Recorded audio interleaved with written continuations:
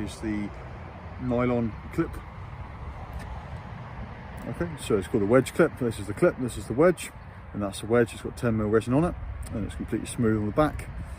So these are quite easy to assemble.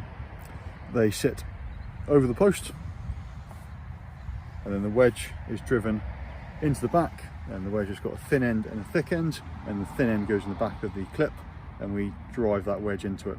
So at some point I'm going to slide this down. There's the height, that's my wire height. So I'm going to position the clip in the middle.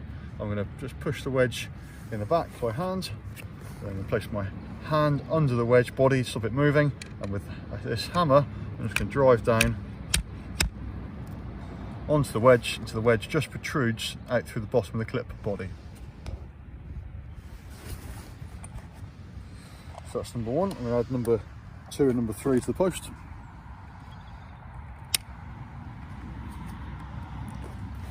So line it with my mark, thin end of the wedge in first, push down.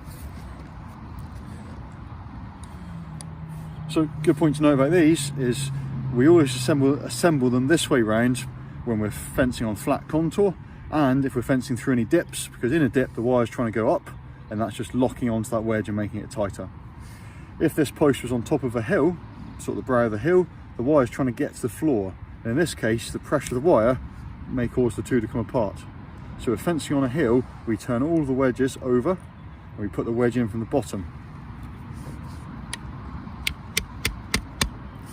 And that way the clip body and the wire is trying to go down and the wedge is locking against it.